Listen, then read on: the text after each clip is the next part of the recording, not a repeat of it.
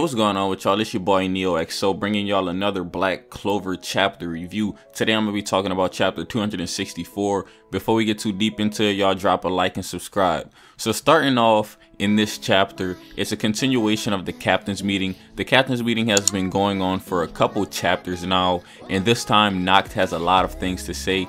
NeohXO gave us a lot of information in the last chapter, but this one it seems like the captains are all a lot more calm than they were in the previous chapters, because we know when they first got into the meeting they were all riled up and stuff like that, but now they're a lot more calm. And so NeohXO, some of the information that NeohXO gives is that they're going to be able to infiltrate the Spade Kingdom with NeohXO's magic, but the thing is he cannot take that many people.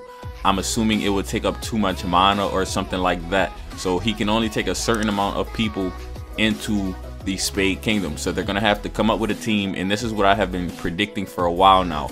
I'm saying they're gonna have to come up with a team of just the top mages, and we know that the captains are top mages, but some stuff may, you know, Tabata might not want to bring all of the captains, or you know, something might come up where all of the captains can't go because they have to be put in a situation where they have to protect the Clover Kingdom. So pretty much they introduce the Dark Triad to the captains, and we know that pretty much Dante, Xenon, and Vonica, we know their magics, but they were introducing it to the captains in this chapter, and NeohXO pretty much said that Xenon has spatial magic, so that pretty much should clear it up for anybody wondering what Xenon's second magic type was. So his first type and his second type are now revealed. So he has spatial and bone magic, then Dante has gravity and body magic, and of course Vonica has blood magic and curse warding magic. So we see Yuno is very upset. That's why Yuno my boy, because he's not playing games. Like, his whole squad got wiped out in front of his face, and like, he's the type of person who's not going to go around happy-go-lucky after his squad just got, you know, annihilated. Now, I'm not saying Asta's going around being happy-go-lucky, but Asta always keeps a smile on his face no matter what. Yuno is the type of guy who, if he gotta be in a bad mood, he gonna be in a bad mood, and he gonna let it show. Asta, you know, Asta wants to show everybody he's happy, even on the inside he can be hurting. And a good example of that, when a couple of chapters ago he was actually crying, and we don't really see Asta cry a lot. So it's, whenever Asta cries, it's significant, because you know Asta doesn't want to, you know, cry. He wants to be happy, and you know, y'all some black, all the people who watch my videos are some big Black Clover fans. I already know, so we already on the same page with that. So basically, whenever NeohXO says he can only bring a certain amount of people, Yuno was like saying how he wanted to go too, and he was basically begging. He was like, man, I gotta go save Captain, because obviously he feels ashamed because he's supposed to be the vice captain and he was not strong enough to help out Vengeance. He really wasn't. Like, he got smacked by Xenon, and people saying like Yuno like is stronger than Xenon. I don't know what y'all reading. He's not stronger than Xenon. All right, but the thing is, he can possibly beat Xenon, and I think he's actually gonna beat Xenon. Y'all know my predictions be spot on. I predict that Yuno is going to defeat Xenon one day. And we see in this chapter, a lot of people are saying like, hey, where's Belle been? And it seems like Belle is just like not really being active, because Belle is mad too.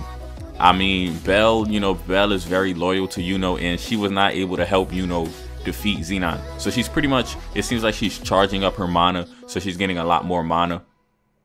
And then Yuno's real identity was revealed in this chapter to everyone. So we know that he's the prince of the Spade Nation, but you know, the other captains didn't know that. And we know NeohXO is a really good detective and a really good spy, and NeohXO pretty much calls out Yuno. He's like, what's your true identity? And then Yuno's like, I'm the prince of the Spade Kingdom.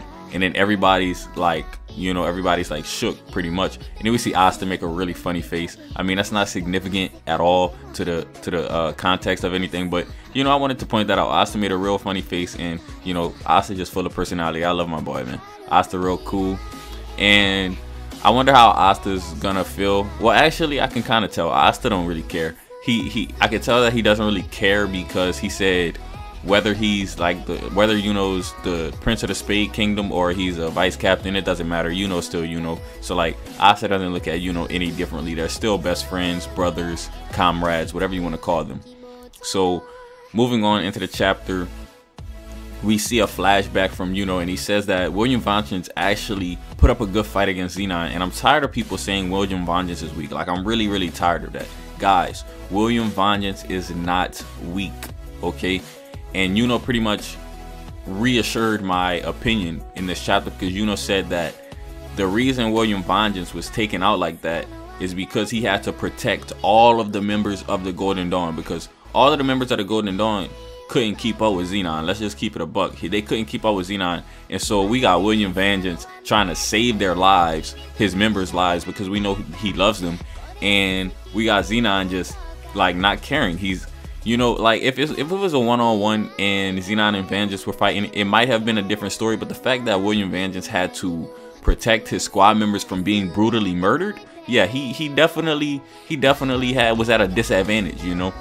And Xenon even says that. He says you're focusing on other stuff instead of focusing on the fight, which is right. I mean, he don't want to have his squad members just die like that. And this chapter is just really good. It keeps going on, and they say a little bit more information, but they don't really say anything too like crazy that we already don't know, because the thing is about this meeting is a lot of the information we already knew from previous chapters. It's just that now everyone in universe is beginning to know the things that are going on. Like, for instance, with the Heart Kingdom, we all knew what happened in the Heart Kingdom, and everyone kept commenting on my older videos saying like, what about the Heart Kingdom? We knew it, but you gotta realize, like, the people inside the universe of Black Clover didn't know it yet. And in this chapter they found out what happened in the Heart Kingdom. They don't know exactly the specific details, but they at least have an idea of what happened in the Heart Kingdom. So pretty much I think that Yuno is gonna go along with Asta, and they're gonna have to go and defeat the Dark Triad. One by one they're gonna take them out, because if they can take the Dark Triad out, they're not gonna be able to open the gates to the underworld if they can take the Dark Triad out. Now I do believe they're gonna open some of the gates to the underworld. I don't know how far they're gonna get down, but I think they're gonna open a pretty good amount of gates, maybe at least one, because they're not gonna introduce the gates and then not have like it go down at all. And then at the very end of the chapter we see the Elves return. Very hype moment for a lot of fans. In my opinion, the Elves are really cool. I really enjoy the Elves, and it cuts to the Heart Kingdom. Supposedly, this is an assumption, because it didn't really, you know how sometimes it gives like a, you know, a location marker. This is presumably in the Heart Kingdom, and more than likely it's in the Heart Kingdom. I just want to be factually correct, so I don't want to just straight up say it whenever, like, you know, it didn't give like a, you know, like a sign like meanwhile in the Heart Kingdom or something like that, unless I just missed it, which I don't think I did.